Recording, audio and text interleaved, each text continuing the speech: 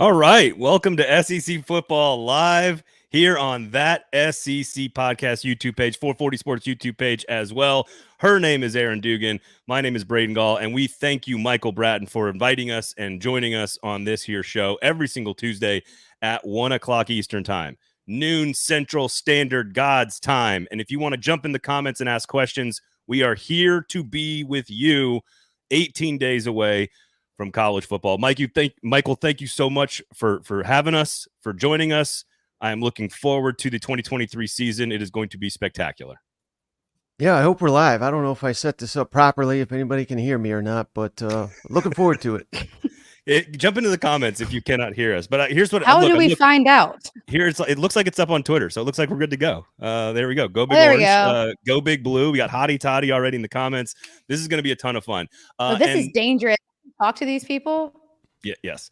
So here's the deal.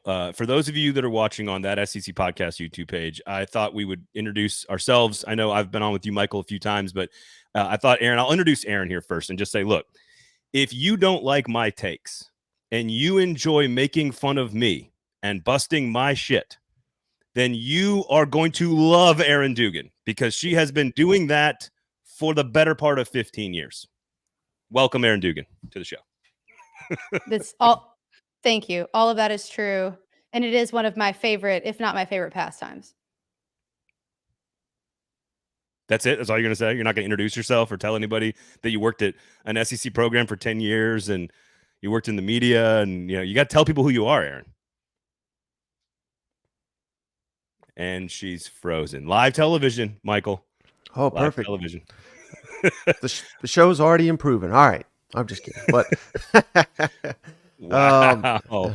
taking shots at her when she's not here to defend herself. I don't think she can hear us or see us, so we're good. No, she can't. So I honestly, truly, I think being able to talk with you guys about stuff, and today on the show about games that are happening. I know, Michael, you don't want to talk realignment.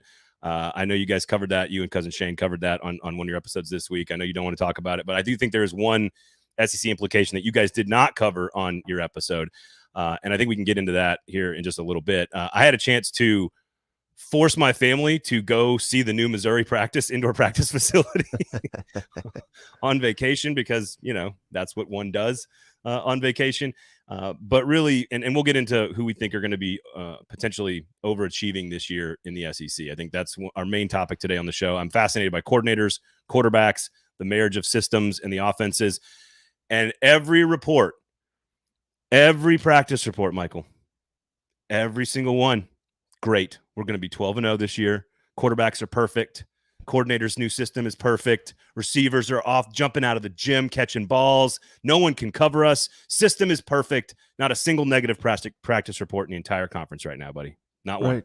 Well, that's true, Braden, but hey, this is the season of optimism. Everybody's going undefeated. We're 12-0, and yes, you're exactly right. I mean, that is the reports, but and I certainly don't try to pretend like I'm the insider of insiders or anything, but as our show grows, people reach out to us. So when you hear something on one of these shows that I'm saying, this team's fired up or this player's doing well or this coach is doing well, this is information coming to me.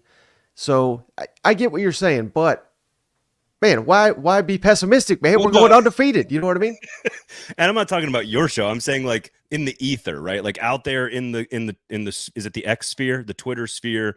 And by the way, share the show, tell somebody about us, follow us on the socials. You can get to me at Braden Gall at 440 Sports right there. And you guys know all about Mike.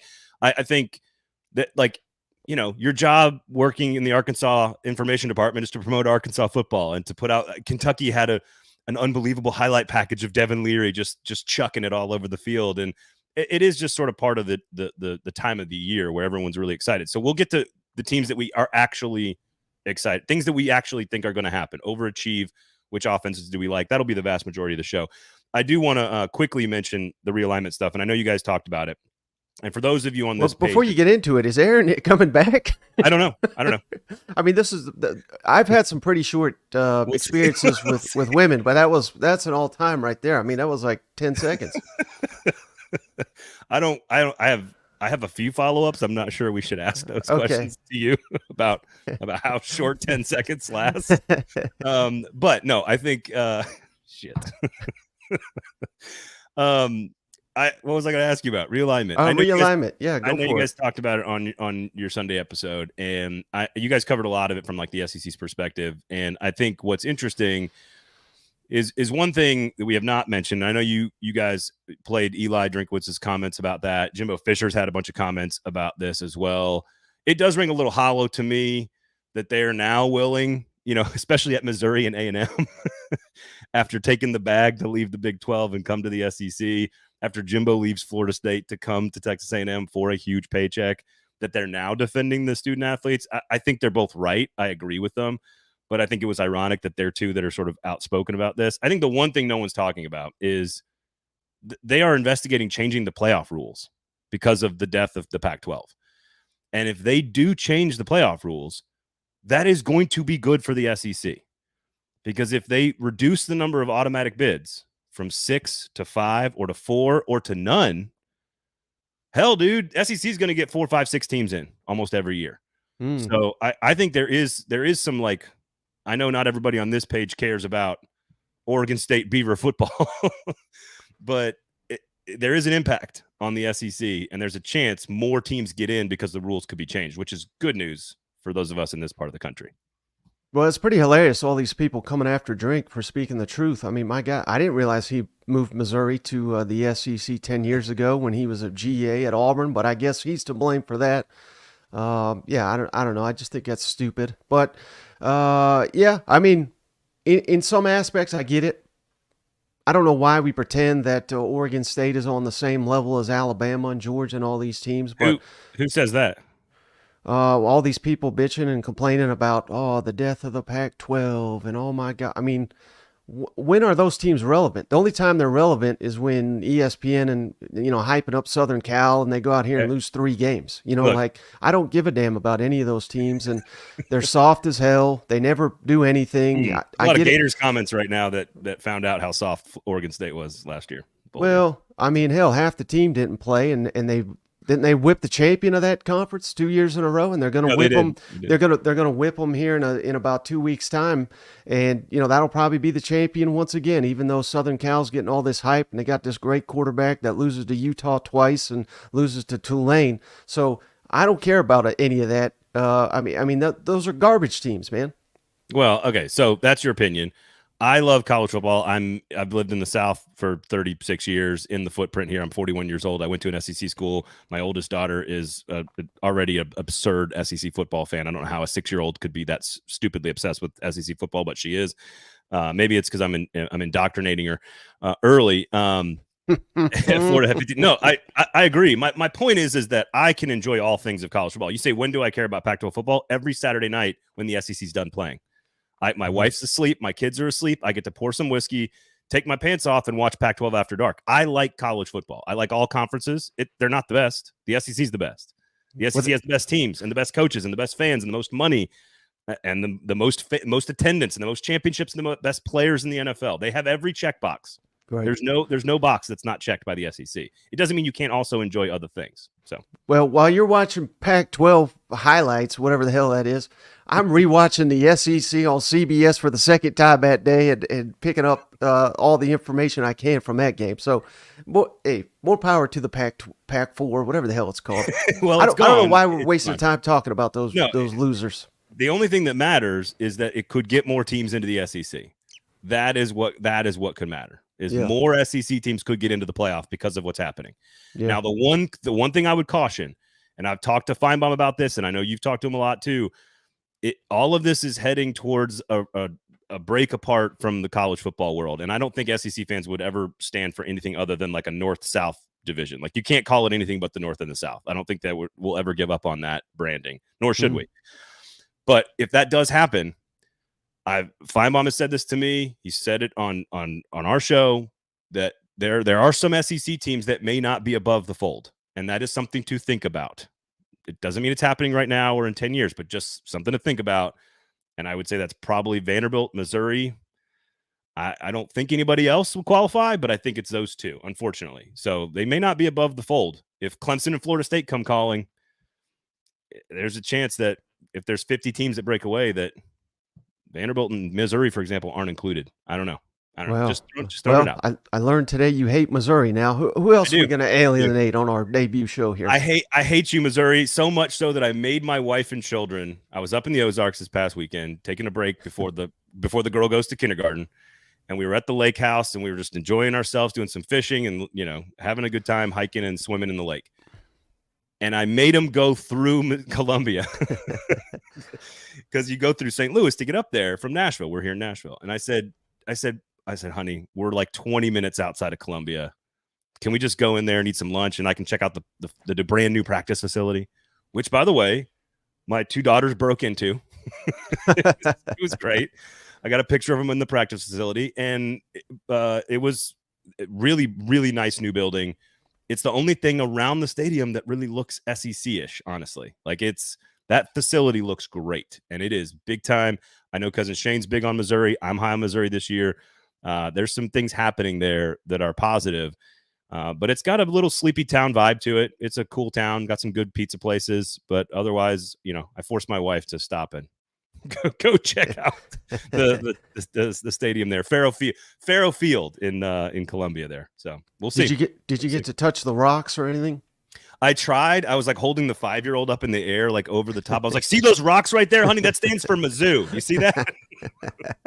That M right there. It's a Missouri. My 5-year-old looked at me like I was fucking incredible, like insane. It's like, what are you doing, Dad? Like, why are we here? Yep. Like, it's an SEC football stadium. I wanted to see it. So it was fun. The facility though is very nice.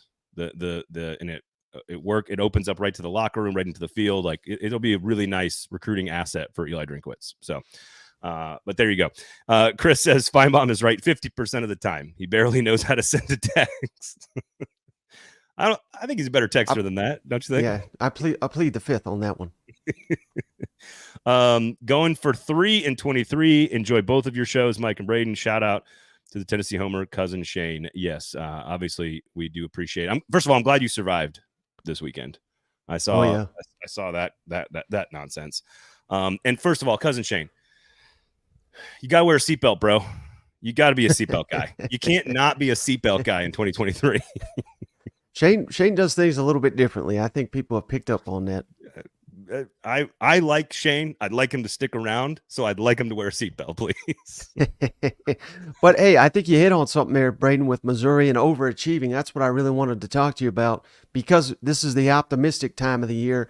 Who is a team that you are guaranteeing to the audience right now will overachieve out of the SEC this fall? And you could say Missouri, even though you hate them. Who's that team for you right now? I also hate South Carolina, and I hate who else do I hate now? Texas A&M, and you hate half the stamp conference. Why are you covering it? Yeah, exactly. Are we? I guess my question is based on what expectation? If I'm going to base it on your expectations of Alabama, then I'm going to say Alabama is going to overachieve. If you're going to pick them to be 3rd or 4th in the division, I think Alabama. Let's go off how the media voted them. I think or either that or coaches poll, whatever. Athlon, or coaches poll. I'm an outlier. I know I'm kind of what do they call it? An idiot savant. I'm one of those. I don't know which one I am, but I think most people. Second part. I think it's the first one. But so let's not go off my crazy rankings. Let's go off. What is the more consensus of where these teams are currently projected? So the coaches poll came out this week, and I thought Florida at 27, that seems too high. South Carolina at 26, that seems too high. The teams that I like behind them are the ones that I like, and that's Kentucky, that's Ole Miss, that's Arkansas. I thought they were all ranked too low in the coaches poll. They were sort of in those high 20s, low 30s, and I thought, Arkansas and Kentucky, I think are going to be better than the 30th best team in America. I think if they both have 9 wins, they're more like 12, 11, 13, 15-ish, somewhere in there. I think there's a lot of reasons. I think my biggest reason is coordinators. I think Kentucky is better because of its coordinator and quarterback combination. I think Arkansas is better because of its coordinator and quarterback combination. I think Dan Enos, for short term, will bring some NFL style to KJ Jefferson. I think Liam Cohen does the same thing with Devin Leary. The weapons around those guys are really nice. The offensive lines need to be better, but like I think those are two teams that I think if you told me whatever they're ranked in the poll, 28. Oh wait, she's back. Hold on 28. here. Hey, there she is. Hey, Lord Aaron. help us all. Oh wait, I did 3. Do we like that better? Sorry. Hey, if you guys want to jump in the comments and tell us what you like better, you can do it. Like you can tell My us what massive you like. head Braden here. Braden can be the point of the pyramid if he wants to be. Okay, let's see. I believe people. Vols Time says I believe people giving Kentucky too much hype. So look, like if you rank Kentucky 31st in the country, I am going to tell you that they're going to overachieve that, and I think you agree with me, Michael. 31st, yeah, but yeah, because I mean, I've said it. I think they could be the most improved team in the SEC. I think they will be, short of maybe A&M, the most improved offense in the entire SEC, if not the country, because they were so god awful behind that offensive line. And I don't need to bash Will Levis any more than I already have. But I mean, they're singing the praises of Devin Leary up there. I'm hearing the behind the scenes. Just they've been in love with him for a while. They got the weapons. Got to get that offensive line, obviously, got to get that rolling. But there's a reason, Braden and Aaron, that I keep saying the biggest trap game on the entire SEC schedule comes late in the year when Alabama goes to Kentucky. I think Kentucky stands a lot better chance than people realize. They may be 7-1 by that time when Alabama comes to town. I think Alabama needs to be on upset alert in Lexington. I want to be with you on that, dude. I really do, and I'm with you on That's Kentucky. tough for me too, but yeah, I mean that'd be very exciting. But let me throw up the schedule real quick here because I don't want do to get. that. So I mean, all these games are winnable aside from at Georgia for Kentucky, in my opinion. Does it concern you that? Well, I mean, I guess that's not. It could be worse. Like you could have worse games leading up to that Alabama game if you're Kentucky. Like Tennessee's not going to be easy. No one's saying Missouri is easy either. And I guess we really don't exactly know about Mississippi State. So it could be worse going into the Alabama game. It's not like you're Georgia, Alabama, like back to back, but I don't know. I guess it's kind of middle range toughness leading up to that November 11th game. They get a lot of critical games at home this year. Florida, you see it there, September 30th, Florida, Missouri, Tennessee. Here's my thing about the Alabama, because Alabama has to play at Mississippi State early in the season as well, like sort of in a trap game situation, because that game, November 11th, I believe, is the one following for Alabama. It's the one following LSU at home, right? So yeah, loving these graphics. There Mike. you go. There you go. So like if you look at the schedule, right, September 30th, they're going to beat Ole Miss on the road. Then they have to, and they got the A&M game on October 7th. The trap game there is at Mississippi State. The trap game late in the year for Bama is at Kentucky. I agree with what you're saying, Michael, but I am.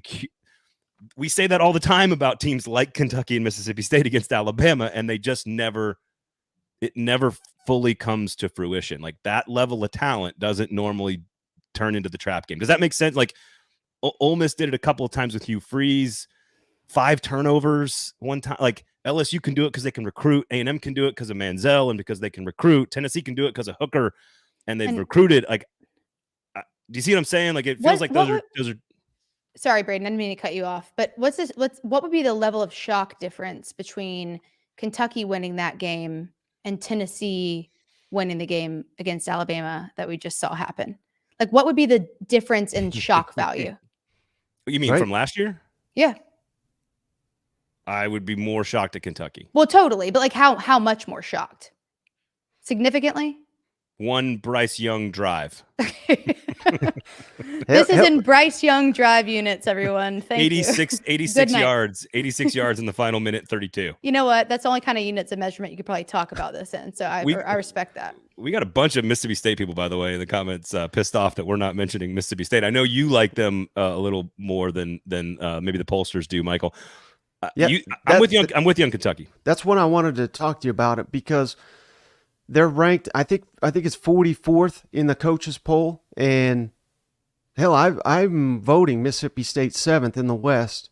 And despite what those great Hail State fans will tell you, I don't do that every year. I've been voting in the media poll for 7-8 years. This is only the second time I've ever voted them 7th, but it's more a product of that division. And I don't think they're the 44th team in the country. They just won 9 games. They're bringing back some key pieces.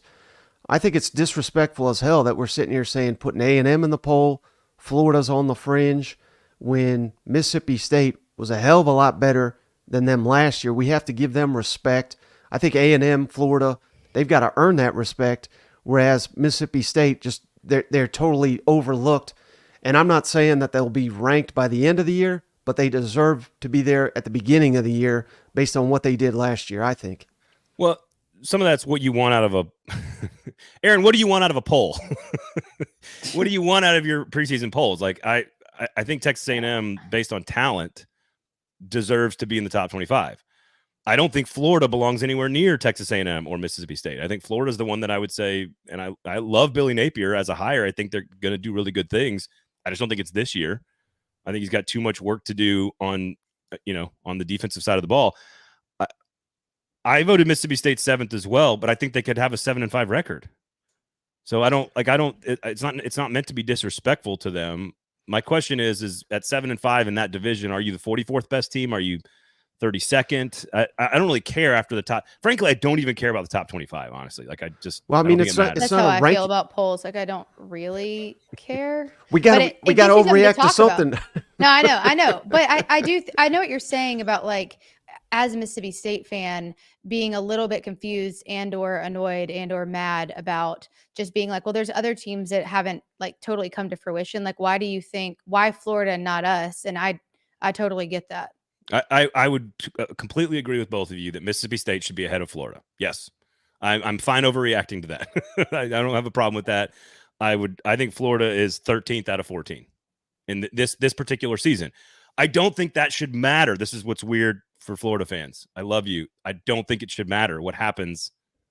Do you love them? Tell the truth. No, I think Florida is. I think Florida's actually playing with house money this year. I really think they are. I don't disagree. Did you guys see this? Shane Matthews, former Florida quarterback, he says they're going to win 8 games minimum. I would like his drugs. Right. So let's throw up Florida's schedule here real quick. I mean, 8 wins.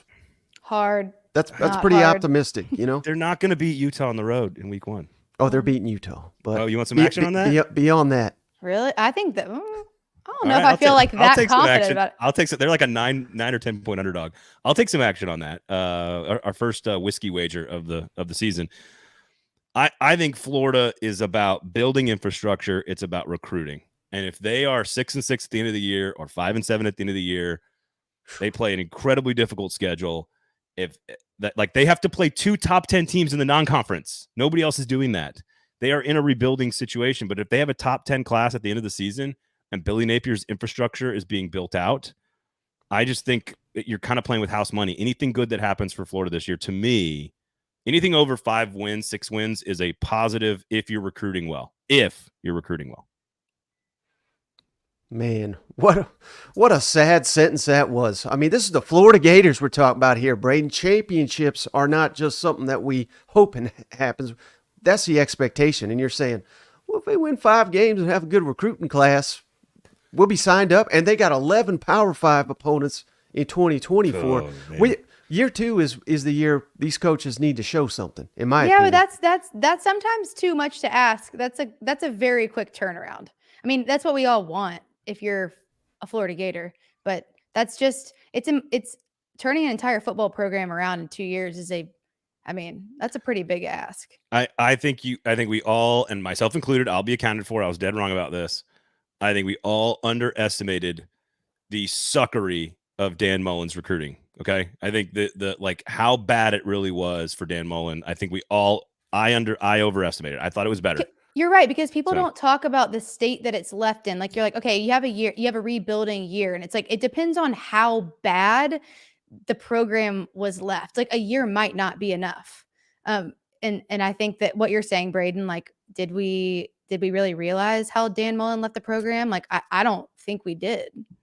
Is it any worse than what Josh Heupel took over at Tennessee? Apparently, I mean, Pruitt recruiting wasn't the problem, right? McDonald's bags everywhere for everybody. Like, right, but then 30 people jumped into the portal.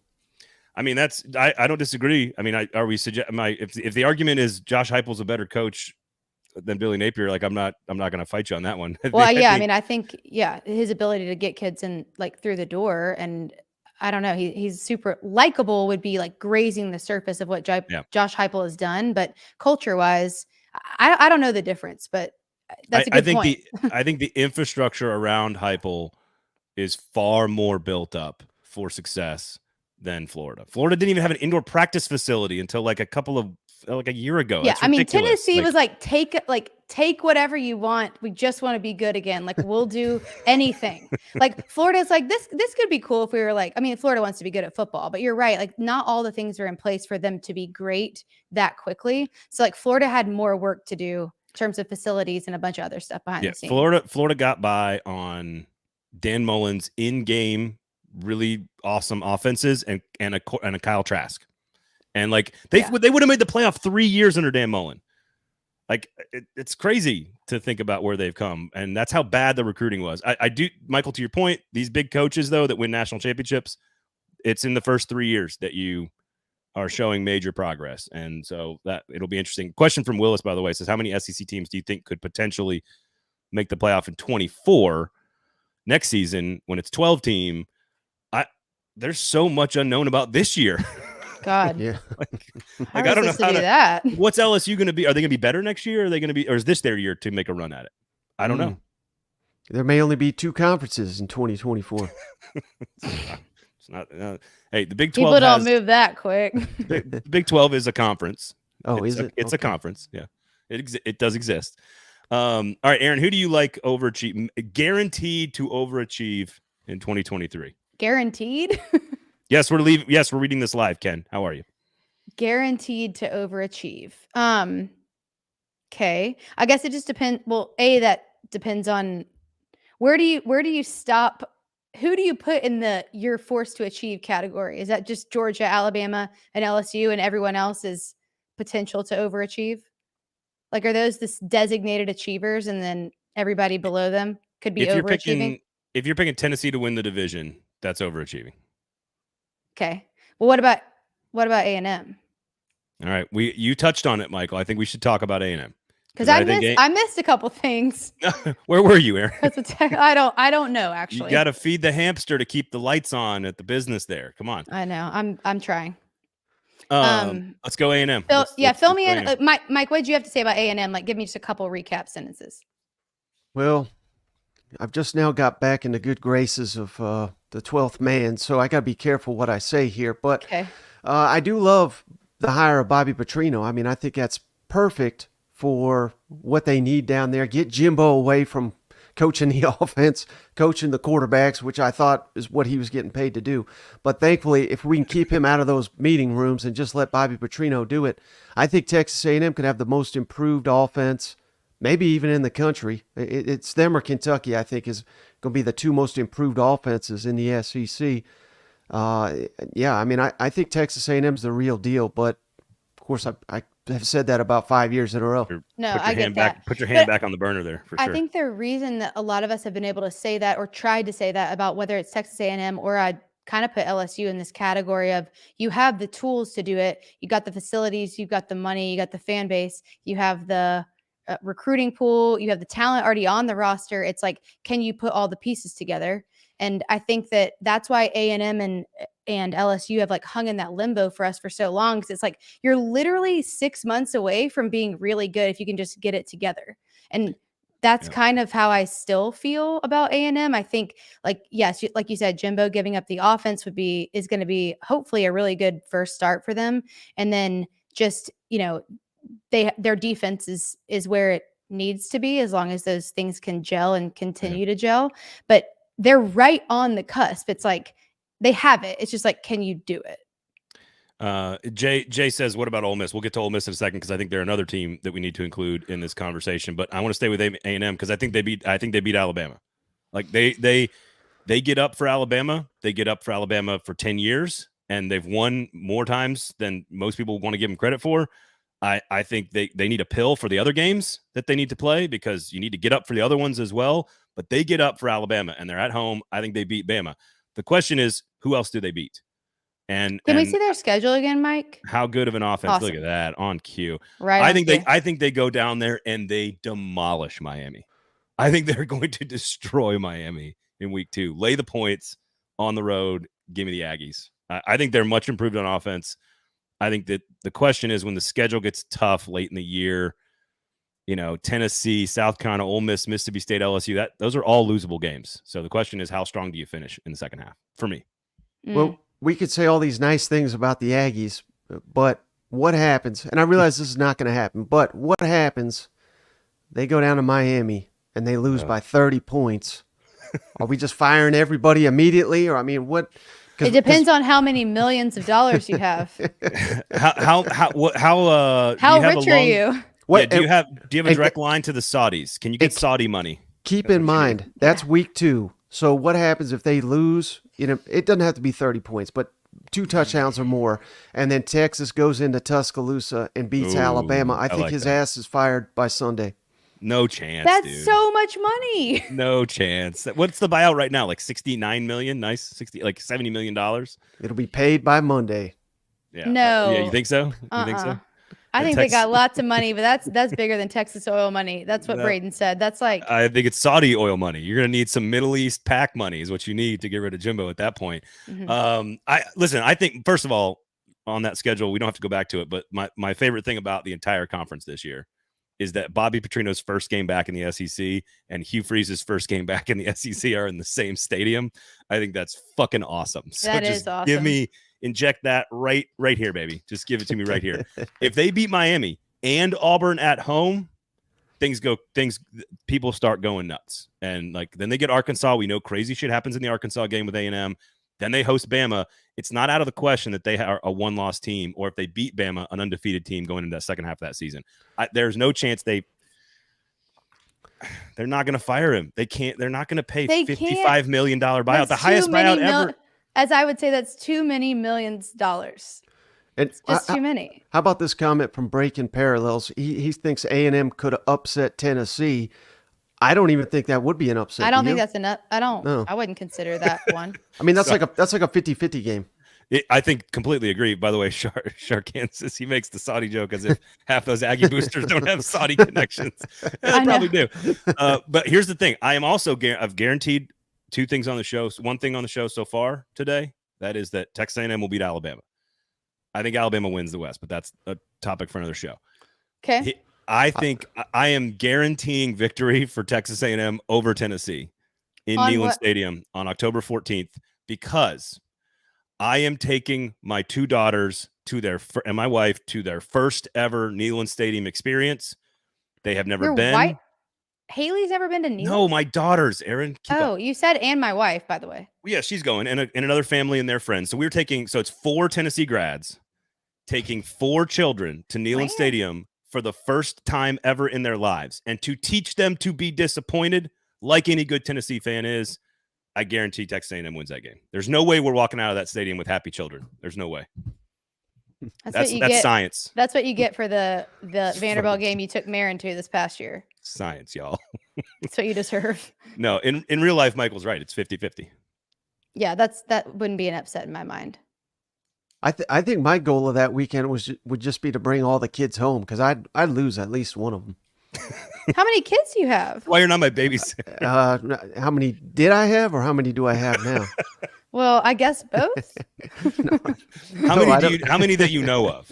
Yeah, exactly. That's the real question, and the answer is that's between me and Jesus. Yeah. How many kids should you know where they are right now? I have 2. And that's all I know I have, and I know exactly where they are. And by the way, my youngest first day, I was emotional today because of our new show, which is very exciting. Rate, review, subscribe, do all that stuff. But also, both of my children are now into metro schools. They're into kindergarten and first grade. So I got them there with all their fingers and toes attached. I'm proud of myself. Congratulations to me. So we'll see if all of them survive the trip to Neyland, though. We'll see. You'll have 14 more years. Yeah. I heard you guys talking about this, Michael, about back to A&M real quickly, that there's a lot of talk about, because I know all these coordinators, we get about 5 seconds of their voice at this time of year, and then we're not going to hear from them again unless they make the college football playoff. And that's why there's a controversy around Stetson Bennett, because Kirby Smart just didn't let Todd Monken tell us that he was just the best player at practice every day that year.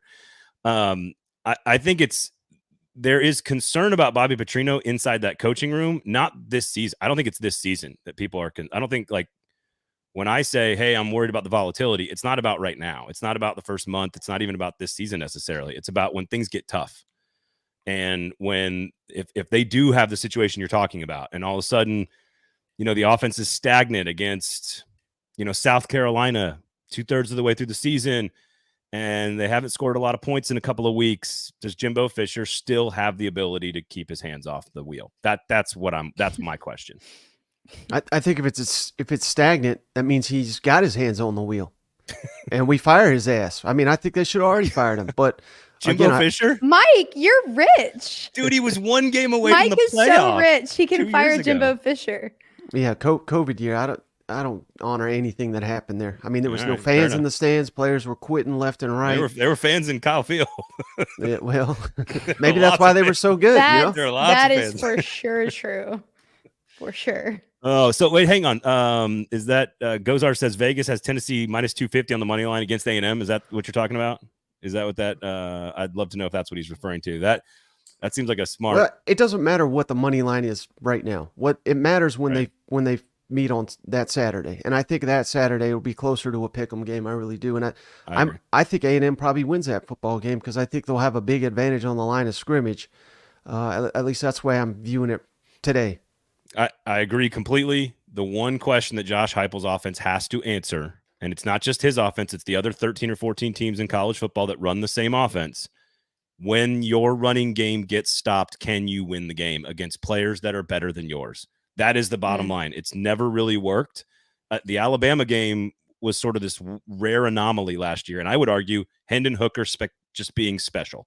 Hendon Hooker did things last year in that game that no other Tennessee player has ever done, including Peyton Manning, and I just think that was a special night. I don't know if you can do that consistently, and A&M's got dudes on the line of scrimmage. So that would be I think your argument is that I would agree with you completely, Michael. I know we're supposed to disagree, but wait, no, I am disagreeing. What the hell are you talking about? It doesn't work. I mean, didn't Baylor, wasn't that like the winningest they've ever been? Hasn't Lane Kiffin turned around Ole Miss? Arkansas with Kendall Browse? I mean, it's when you line up. It works up very well. No, it works again. Like, this is why I like Tennessee having a high, excuse me. You got it. This is why Tennessee has a high floor all the time, because the offense beats everybody with equivalent talent or less than talent. There's no off games. The offense doesn't have like slumps, right? Like where you all of a sudden show up and, you have a quarterback who goes like 11 for 35. Like, you don't have those kind of games in that offense. They are almost guaranteed to hit their 35 or 38 points if they're able to do their whole offense against teams that are equal or less than, which is the vast majority of teams you play every year, which is why Ole Miss can win a lot of games but can't win the best games against the biggest teams with the best players. It's why Georgia shut down the running game last year against Tennessee, and the offense didn't function very well after that. It's pretty proven over time that this Baylor offense that Heupel runs, Missouri, look at Drew Lock's season when Josh Heupel was the coordinator. They threw the ball everywhere, all over everybody until they played good teams. And then in the 2 or 3 good games they played, couldn't run the ball, offense got shut down. So it's about consistently beating teams with better players than you. And in the short term, Josh Heupel's job is to get better players, which he's doing right now. So that's sort of. I mean, by that logic, everybody that plays Georgia is just an absolute failure, and we're grading the offense on a Barry Odom Missouri tenure. I mean, what are we talking about? Drew Lock broke an SEC record that year, right? Because of Heupel, not because of damn. No, Barry Odom. I know. I totally agree. That's what I'm saying. They are great. Are you just saying it's because like shortcomings on the defense? Like here's not because their ability to put up points. No, when they face the best teams, they just can't do it. Like this year, for example, Tennessee, I would expect them to beat almost everybody they play by a pretty large margin with a very productive offense. Mm-hmm. And then you look at the 3 teams that on paper have better players than them: Georgia, Alabama, and Texas A&M. That's it. Those are the only 3 on the schedule that have better players. And if you can run the football against those 3 defensive lines, then I'll acknowledge that the offense has evolved into something different. What about does that make sense? What about the LSU game last year? You mean without Mason Smith? And I don't think that they had necessarily a team that won players. The West, beat Alabama. Yeah, I mean they have an elite roster. They had a better roster than Tennessee, and Tennessee beat the shit out of them. Yeah, but it wasn't Oregon. Yeah, I mean, I'll tell you why. Their best defensive lineman didn't play in that game because Tennessee, every red zone trip ended in a touchdown. and LSU went for it on a number of fourth downs, and they got stuffed every damn time because Tennessee manned up on the line of scrimmage and beat them. So no, I agree. I'm just saying consistently year over year over year, you still have to show it to me. That's all. And I don't think they're better than they were last year. Tennessee's not better than they were last year, in my opinion. The LSU roster argument is strong, but I do hear both sides of this. I'm a neutral third party in this particular discussion. No, you got to break the tie. They'll probably never happen again, by the way. I think Tennessee's overall roster is stronger. Okay, well then you just made my argument for me. Yeah, I know, Mike. You just made my whole why'd you do point that? for me. No, I'm saying this 2023 Tennessee Oh, is okay. stronger than I thought you were saying last 2022 year. Tennessee. Just people are looking at it as Hendon Hooker, Jalen Hyatt, Darnell Wright off to the NFL. Great players. I'm not diminishing them, but I think Heupel has proven he can plug and play, and they're not going to have a quarterback near as good as Hendon Hooker, but I think they'll have better talent around him. And You're saying like the aggregate, like if you average it all out, Right. it'd still be 185. Excuse me. I think 2 to 85. You're probably right. But and the defense, especially deeper, more talented than last year. So I don't know. That's giving me optimism for Tennessee this fall. I could be completely wrong on the defense. I'm sort of in a wait and see mode on that unit, like depth wise. I mean, again, you lost one of your best pass rushers. They've got some nice secondary pieces. I need to see some big moments of stopping a good offense. Mm-hmm. And again, I think if you look at the timing of that LSU game was so perfect for Tennessee. Like first of all, you get the kickoff off a guy's face mask. It's the first month of the Brian Kelly era. Jaden Daniels hadn't learned how to play in that system yet, and Tennessee was cruising because Hendon Hooker came off a really great year the year before, doing what you want to do in a growth year, which is develop in November. They developed in November the year before. They come back, they're ready to go. And Heather says Tennessee beat Alabama, LSU, and Clemson, but yeah, they suck. Well, none of Clemson's best defensive players Heather. played. Thank you. None of Tennessee's best offensive players played. None of Clemson's best defensive players played. I don't count bowl games. I don't think their results are not that meaningful to me in terms of what happens the next year. But yeah, Alabama beat Alabama, the Alabama team that everybody thinks is the worst Alabama team in 10 years under Nick Saban, and an LSU team that lost until this games. year. Until this year. Yeah. Oh, yeah. Fourth. Aaron. I don't know if Aaron knows this, but Michael thinks Bama fourth in the West. No, third. Third in the West. in the Sorry. West.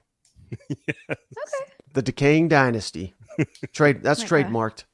I think you should trademark that. Did you have like a very vivid dream about this, or do you just think it? Last time I had a vivid dream about Alabama losing a game, they won by like 50 something points. So I don't go off dreams anymore. Yeah, it's probably bad. Fourth. Can we talk Bama, Third though? in the West. Can Third we in talk the West. I want What? to talk Bama Okay. though. I want to talk Bama. I have a They- question. Because I do think it's the most interesting season for Alabama, maybe for non-Alabama fans. Like I find it the most interesting that they've been forever. Because if they're, like you say, Michael, third in the West, it's the first year ever that they've not won the division back-to-back seasons under Nick Saban. It would be a huge story about Nick Saban's career if they finish third in the West. If they win the West and they bounce back and they go 12-0 or 11-1, then it's also a huge story about the dynasty not being over, right? So it's a huge story either way. I just think they go back to being 2017 Bama. I don't know if that's good enough to win a championship. I don't know if that's good enough to beat Tennessee and LSU or A&M. I don't know if that's good enough to beat Georgia. I don't know if that's good enough to make the playoff. But I think they're going back to we have a pissed off offensive line. I think Jalen Milroe is going to be your starter in week 1. I think he's going to be all three guys play in week 1 against Middle Tennessee. I think Jalen Milroe is your starter in week 2, and I don't know if he finishes the game as your starter against Texas. But I think they want to line up and maul people this year and just try to make it ugly and dirty and muck it up. That's what Notre Dame liked to do under Tommy Rees. I think they can win a lot of games that way with their schedule the way it is, because a lot of those big games are at home. And I don't know if Mississippi State and Kentucky are good enough to win on the road. Like, I don't know if they're good enough talent-wise to beat Alabama. So I do think that Kentucky and Ole Miss are in that state of like the road away in a row. I mean, the road games and away games, or home games and away games, always matter, like no question. But I do think that they're kind of in that pivotal period where it's like you maybe could do that if that was at home, but we're not sure if you can do that on the road. But I will say to everything you just said, Braden, a pissed off offensive line can be a dangerous thing. Well, they probably wish they were pissed off last year because they weren't getting it done, in my opinion. I think that's probably true.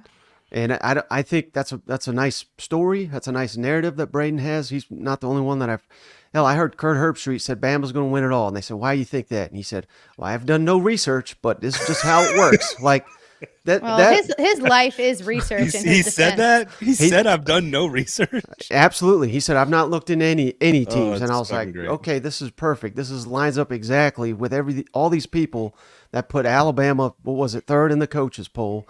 They've done no research. It's just the name brand. It's Nick Saban. He's the greatest of all time. He's lost his fastball, and you can't just snap your fingers. And an offensive line that's not been getting it done is just, which lost their best offensive lineman. They're not going to just turn around and be, Georgia's offensive line.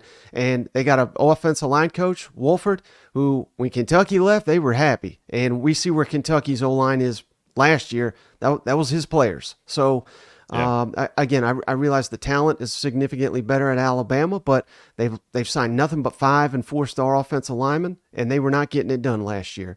And they had the best player in college football on the offensive side. They had the best player on the defensive side, and they couldn't even win their damn division. So you can't sit here and sell me on they're going to snap their fingers and Nick Saban's the GOAT and they're just going to get it done, because he can't blame these coordinators anymore. I don't know if it was the coordinator's fault that they were having record-setting penalties multiple times. They were melting down on the road. Undisciplined. It's a joke. Yeah, I don't know how much you've watched that Notre Dame quarterback they got, but they brought in someone to replace his ass, and then Alabama's going to sign him to shore up their deficiencies at quarterback. It's awful, and I that's why, again, I'm not sitting here saying they're awful overall. They got a world of talent. They're probably 10-2 at worst, maybe 9-3 if that Notre Dame quarterback's their starter. But I just don't see it. I don't think Buckner's their guy. Personally, I'm not projecting if I had to predict, which is just my opinion, just like your opinion is just we're all just guessing here, that I think they'll be, closer to 11-1. And again, Racing Fan and Stringer, you said that Bama travels to Stark Vegas and Kentucky. That's what I'm saying is that the two toughest outside of A&M, the two toughest road games for Bama are Mississippi State and Kentucky. And while those are both very good football teams this year, they are not LSU. They're not Georgia. They're not like even Tennessee last year. They are not those caliber of teams yet. They get all their, you mentioned it. They are a worse football team on the road. There's no question about that. Where's the toughest game at? It's A&M. After that, it's all games that they can make a bunch of mistakes in and win, because they get Texas at home, they get LSU at home, they get Tennessee at home, they get Ole Miss at home. They get all the toughest games on their schedule at home, with the exception of A&M, and then that last one right down there at the bottom, November 25th at Auburn. That could be the one that derails the entire season as well. So keep an eye on that one. But otherwise, I'm just seeing so many losses here. God, I thought Braden loved a hot take. Pick the games. Damn. Pick the games. A&M, Tennessee, LSU. There's your three. And people are hyping up Texas. Twice. They haven't lost at home since 2018, right? They're going to lose twice this year at home. Yeah, and I've also heard Saban wins a national championship every 2 years or something. And that's broken. And the decaying dynasty is really going to show itself here. The man just bought $17 million beachfront property. I already heard. Well, he's out the door. He needs a vacation home. Well, hell, he's already got 2, including one already in that state. But he's moving into Tiger Woods for a recruiting advantage. Some people are dumb enough to say that it's a recruiting advantage to have a $17 million waterfront property down in Florida. But no, I think Saban's he's got 1 foot out the door, and this season it'll slam that door on him. To me, this is the responsible take on Alabama. We don't know for the first time in 15 years. That's the most responsible take on Alabama, and that's what makes them so interesting. You could be totally right, and they could lose a couple games, and all of a sudden, 2 straight years of not winning the division is a major question mark for a coach who's 71 years old, and he judges he's 81, himself. Isn't he? Fuck off.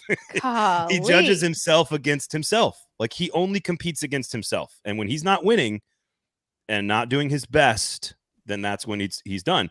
So you're right. That side of what could happen is infinitely more interesting than ever before at Alabama.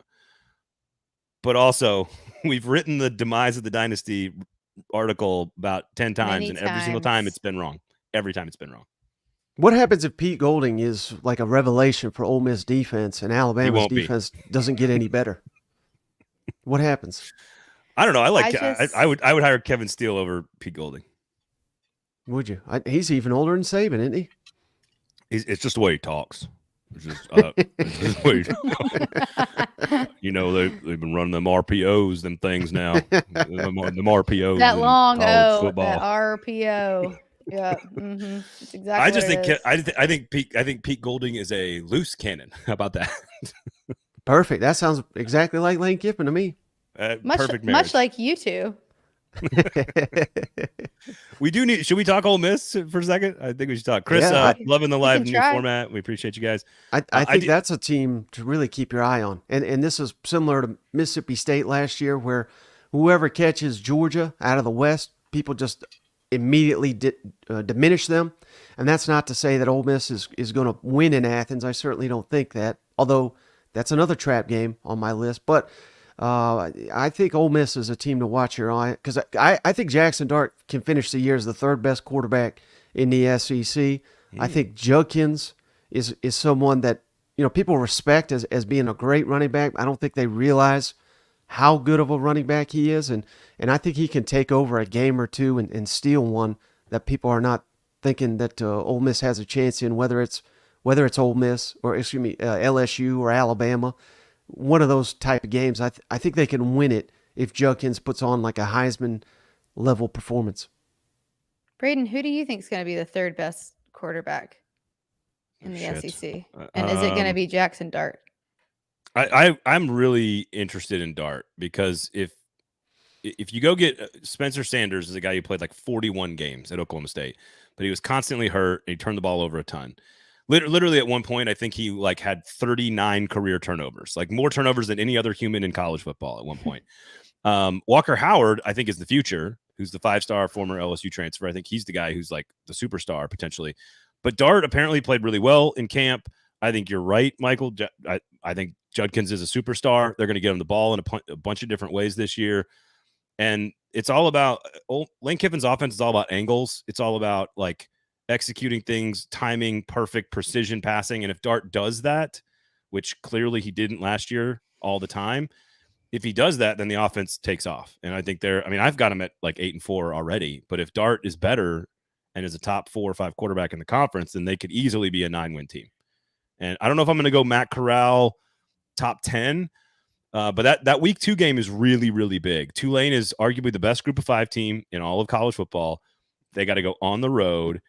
And I think you're going to learn, like, if they torch Tulane, a team that beat the Big 12 champion last year on the road in Kansas State, if they beat Tulane and Dart is efficient and the offense looks as good as we think it can, I think that's a really big sign for them for the rest of the year, because there's a lot of winnable games. Like the Egg Bowl is a winnable game. A&M at home is a winnable game. Vandy, obviously, Auburn, Mercer, Tech. How about Arkansas. that Auburn game, though? I think that's one not enough people are discussing, because I know Lane and Hugh hate each other. And That's going to be a fun one. Yeah. I mean, I think for both fan bases, this is like a make or break game. Auburn people, they hate Lane now after all that drama. So I realize that's not the marquee game, but I think that's an important one for both those programs. Since there's a bunch of Arkansas fans like all up in the comments right now, what do we think about Ole Miss Arkansas? I mean, that game is batshit crazy every year, right? Always. Just always fun. Which, I mean, that game's in Oxford, right? Like Sir. The problem is the placement for Arkansas. Yep, exactly. That's really tough. LSU, A&M away. Body blow. No, sorry, in Arlington, but you get it. And then Alabama the following week. I mean, that's tough. I mean, that's 3 games leading up. Yeah, that's brutal. I really like this football team. I really do. But that middle chunk, man, that can if they walk out of that Bama game beating all to hell and KJ's hurt like he was last year, there's a lot of losable games in the final month of the season. But if they come out of that healthy, they can win a lot of those games. Just imagine, we're probably not all thinking this is going to happen, but what if Mississippi State is much better than anticipated? What if Florida's better than anticipated? What if Hugh Freeze gets Auburn rolling because they got a lot of winnable games late? I mean, I love Sam Pittman. I'm not even predicting this. You but, won't out fangirl Sam Pittman compared to me. I can promise you that. But look at all Go these ahead. damn games. I mean, could they Yeah. lose 6 or 7 in a row? I mean, God forbid. Brutal schedule. Yeah. No, they'll beat FIU. Is that Tom Herman down there? I believe at FIU. Measuring your hydration when you pee, that guy. Missouri's good too. Like Missouri's an interesting team, really good defense. I mean, I'm with you. This is the beauty of the conference this year, honestly. And I think Alabama is like the microcosm of it all. You can make the case for a lot of teams to be better than what they are expected to do in the preseason, and you can make the case for a lot of teams to be worse than they were expected to be in the preseason. We are going to go into every single Saturday with a bunch of games that are like 4.5 point spreads. There's going to be 3 games every Saturday with like a 3.5, 4.5 point spread, and we're not going to have a clue what's going to happen. And that makes for hella drama, in my opinion. Yep. I'm here for it. Yeah. Well said. So are we ready? We are what, 18 days away, and there's an actual college football game taking place in this city in Nashville, Tennessee on August 26th, a Power 5 SEC football game. Vanderbilt Commodores host your Hawaii Warriors. Aaron Dugan. I will not be here. And I'm serious. I don't just not no. I would go to the game if I was here, but I will not be here, unfortunately. I'm tempted to go just like watch football. I know, Mike, you're jonesing for like actual action here, so I'm starting to get there too. It just feels like it shouldn't be that close. Like I'm excited, but I don't know how it's already almost football season. But I'm pumped. All right, I want you to go pick 2 teams. We'll finish up on this because the big topic today, of course, teams that we think are going to overachieve. I want you to give me on like hard and fast receipts here. The top 2 teams that are overachieving, and it needs to be a significant overachievement. If they're picked to go 7-5 and you pick them 8-4, okay, that's fine. But like teams that really truly do come out of nowhere, a la Tennessee last year. Who is this year's Tennessee? And I want to know who are your top 2, and we'll go around here to wrap things up. And by the way, thank you to everybody that jumped into the comments. You guys are great. Are y'all going records too? No, just pick 2 teams and give us a quick and just I want Mike, receipts. Mike, you got it. You go first. Kentucky is number 1 for me, and probably A&M. Damn it. Go ahead, Aaron. That both. Damn it. Well, I had A&M too, but I just what do we do? Regroup. You can pick A&M. It's fine. I'm going to pick A&M. I mean, too. I just think that like the defense already kind of being in place with A&M for all the reasons we already said. They've got the tools there. All they had to do was like get their hierarchy in a way that was working. People that can work together. We'll see how the new OC and Jimbo do together. How this combo goes. And if it goes well, Petrino and Jimbo, I think they've got it all there. There's no time to wait. If they can do it, I think they could pull a minor version of an LSU because you got it. And then I think I gotta go Tennessee. Okay. I mean, I guess maybe even just being Tennessee of last year with what they were able to pull off would be repeating that to me would be an accomplishment. I think we've seen like a lot of like growing confidence with Joe Milton. Like we all know his ability to throw the ball. They have like a strong ability to put pressure in the backfield. I think Tennessee and what Heupel's able to do is got them on the right trajectory. And if they can just stay on that trajectory, I'd go A&M Tennessee. Okay, that's. By the way, we did not mention South Carolina in this conversation at all. So you are going to be screwed. All South Carolina fans hate Braden, and now they hate him more.